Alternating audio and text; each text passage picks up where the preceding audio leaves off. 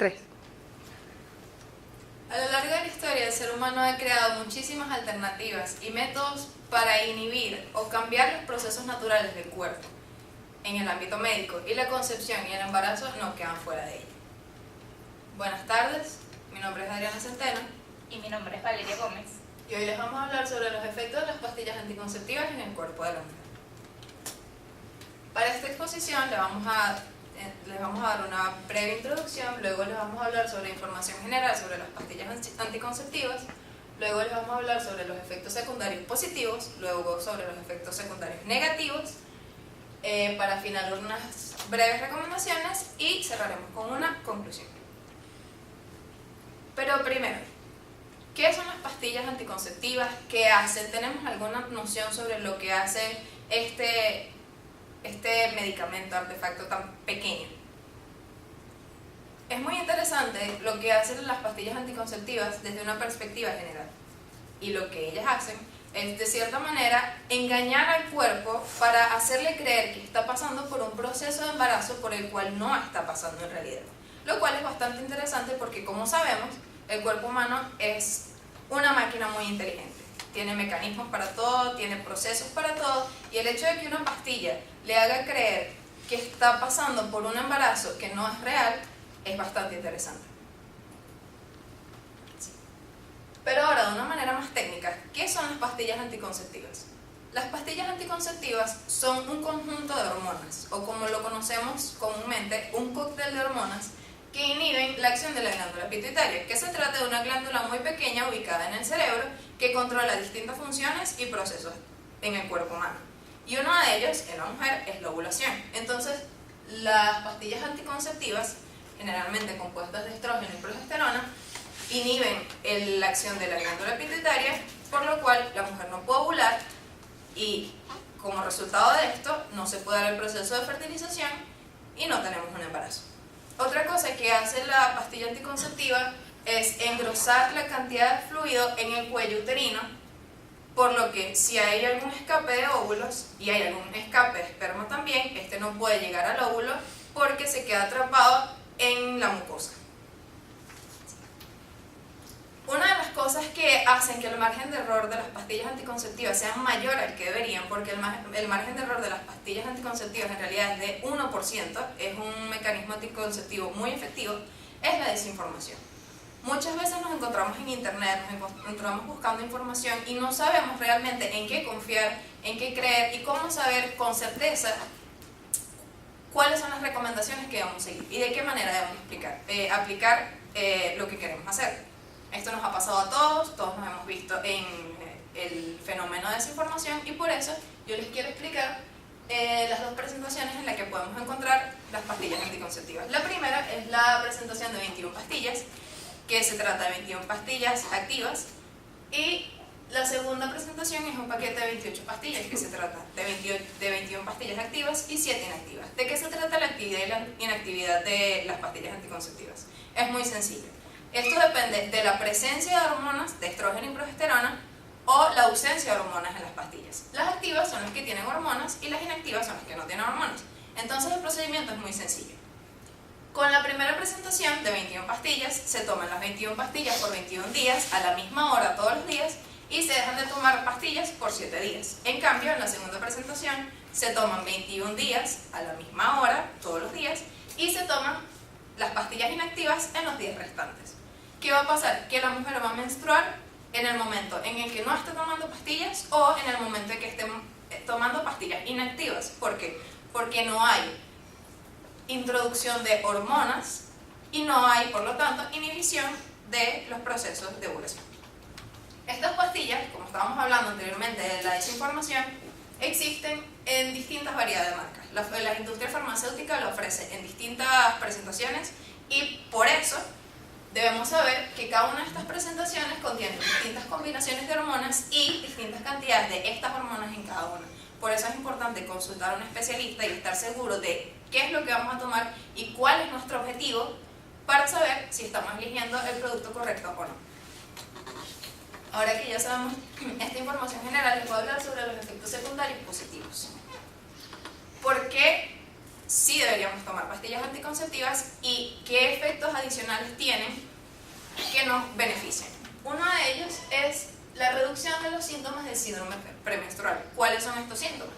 Los cambios de humor, la hinchazón, los senos sensibles y los dolores de vientre se ven reducidos cuando tomamos pastillas anticonceptivas. Otro es que podemos tener, si tomamos pastillas anticonceptivas, ciclos de periodos más ligeros y más regulares para aquellas mujeres que tienen periodos irregulares. Otros efectos secundarios positivos es la reducción del acné y los efectos del acné, como las marcas, y en general la prevención de síntomas o de cáncer de ovario y de endometrio, que en general podemos verlo como la salud ginecológica. Otro efecto secundario positivo tiene que ver directamente con la fertilidad, porque como les mencionaba anteriormente, las pastillas anticonceptivas no solo se utilizan para prevenir la concepción, sino que también se utilizan para tratar cosas como la endometriosis, los ovarios poliquísticos o infecciones en las trompas de falopio.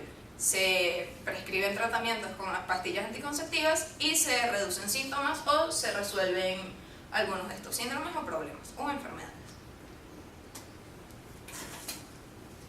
Muy bien, buenas tardes. Para continuar con estos efectos secundarios positivos, les vengo a presentar los efectos secundarios negativos, o quizás las razones por las que nos deberíamos alejar de los anticonceptivos.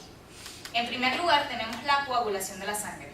Esto puede ser altamente riesgoso para las mujeres que son fumadoras regulares, que tienen diabetes o sufren de la presión arterial alta. Sin embargo, si no nos encontramos dentro de este grupo de personas, de igual manera tenemos que tener mucho cuidado. Si observamos cualquier tipo de síntoma que nos indique que podemos tener un coágulo de sangre, como dolor en el pecho o alguna extremidad hinchada, debemos parar el consumo de las pastillas anticonceptivas e inmediatamente consultar a un médico. También tenemos el famoso aumento de peso. Probablemente todos aquí deben pensar que este es uno de los efectos más comunes en la parte negativa. Pero les vengo a decir que eso realmente es un mito, puesto que no existen estudios contundentes que relacionen la toma de pastillas anticonceptivas con las fluctuaciones del peso. Lo que sí suele suceder es que las mujeres presentan en algunos casos retención de líquidos, sobre todo en el área de los senos y las caderas, y además presentan cambios en el apetito. Por lo tanto, los invito a que se saquen ese mito de la cabeza y no se predispongan a este tipo de pastillas solamente por algo que están escuchando. También tenemos la lactancia. Como ya escuchamos anteriormente, las pastillas anticonceptivas tienen ciertos tipos de hormonas y el estrógeno en específico puede hacer que la mujer produzca mucho menos cantidad de leche a la hora de amamantar. Por lo tanto, si la mujer quiere tomar pastillas anticonceptivas, lo recomendable es que tome las pastillas que solamente contienen la hormona de la progesterona, es decir, las mini píldoras, que también se llaman así. Ahora bien, el sangrado intermenstrual o las infecciones vaginales. En algunos casos, y ciertamente algunas mujeres lo experimentan durante un periodo relativamente largo, está el sangrado que sucede entre los periodos previstos de la menstruación, es decir, pequeña presencia de sangre cuando no estás en tu periodo menstrual. ¿Está bien? Esto es perfectamente común, no es algo por lo que se deben asustar. Esto sucede porque el cuerpo está en un proceso de adaptación al nuevo sistema hormonal que estamos teniendo en nuestro cuerpo. Pues al ingerir hormonas tenemos que adaptarnos de cierta forma a lo que está ingresando nuevamente en nuestro cuerpo. Y de eso mismo parten las infecciones vaginales.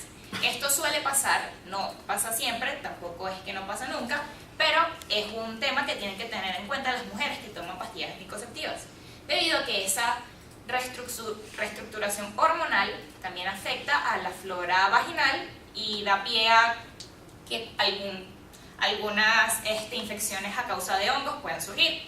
Por lo tanto, en algunos casos es recomendable que las mujeres pues inviertan en algunos antimicóticos para eliminar cualquier tipo de infección vaginal que se pueda presentar. El acné. El acné es un tema un poco dual.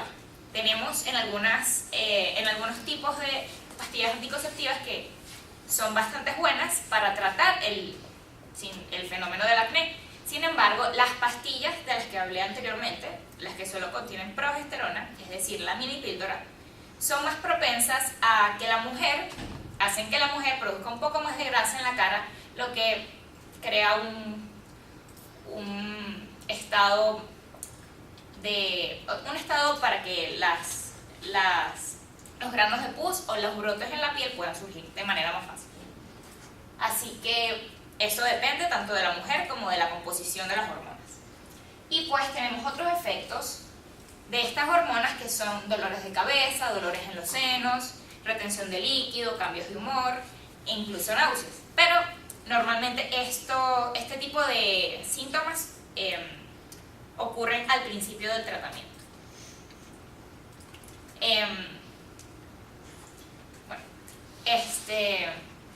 Ahorita probablemente se puedan imaginar, puedan pensar que quizás los efectos negativos superan a los efectos positivos, lo que quizás los hace preguntarse que por qué las mujeres se exponen a tomar este tipo de anticonceptivos.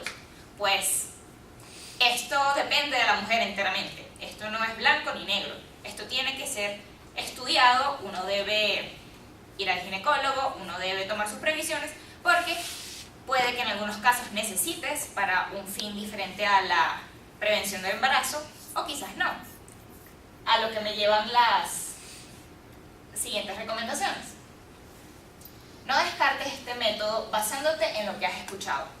Se dicen muchas cosas en la familia, en la calle, en cualquier sitio que no es precisamente el ginecólogo. Por eso los invito a que asistan regularmente al ginecólogo. Sé que probablemente muchas mujeres están un poco reacias a tomar la iniciativa de ir al ginecólogo porque quizás el tema del pudor las afecta, pero estamos en el siglo XXI y la salud ginecológica es sumamente importante. Te puedes enterar de un problema que no sabías que tenías. Y, por supuesto, no cambies las marcas que usas sin consultar a un médico. Esto sé que es un tema delicado en la Venezuela de hoy en día por la escasez de medicamentos tan increíble que existe. Pero no podemos tomar esto a la ligera, no podemos cambiar de marca de manera radical por encontrar una distinta, porque no sabemos qué diferencia puede tener en los componentes. Y cambiando los componentes de un día a otro puedes tener riesgo de embarazo, puedes tener riesgo de que tu estado hormonal del cuerpo de cierta manera enloquezca un poco y tengas efectos secundarios. Para la conclusión, pues hemos hablado en estos minutos de generalidades, efectos secundarios positivos, efectos secundarios negativos y recomendaciones en relación o en torno a las pastillas anticonceptivas. Creemos que esto es un tema sumamente pertinente porque la revisión ginecológica es algo realmente importante que quizás dejamos de lado muchas veces.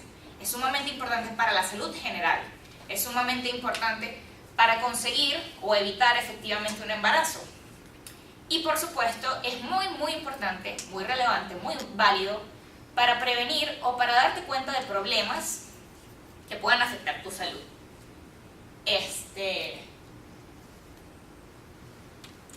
Ahora quiero cerrar con esta frase del ginecólogo Alejandro Selma Bueso. Estamos viviendo en una sociedad en la que hay mucha información, pero los jóvenes están muy desinformados al respecto. Con esto los quiero exhortar a que se informen, a que pregunten, a que hagan citas con doctores. No solo las mujeres, también los hombres, porque si estamos hablando de un tema de control de embarazos o algo así, no podemos dejar a nuestra pareja sola. Y como mujer tenemos que tener responsabilidad sobre nuestra salud. Así que los invito a que creen conciencia y vayan regularmente al ginecólogo porque, como en mi caso, pueden tener alguna condición. Yo desde la adolescencia tengo ovarios poliquísticos y tengo que tomar anticonceptivos por esa razón. Quizás ustedes, las mujeres que están en el público, puedan tener el mismo caso, así que las invito a que asistan. Muchas gracias. No sé si alguna tenga alguna pregunta que nos quieran hacer, alguna duda, Sé que es un tema técnico, quizás no quedó del todo claro algún punto, así que los invito a que nos hagan preguntas. ¿Cuál es la diferencia entre la progestina y la progesterona? Bueno, si en algún momento de la exposición nombramos estos dos términos, puede ser un poco confuso. En realidad es muy sencillo. La progesterona se trata de una hormona natural. Como lo dije al principio de la exposición, se trata de una hormona que produce la glándula pituitaria. En cambio, la progestina es sintética. Sintética artificial creada en laboratorios farmacéuticos.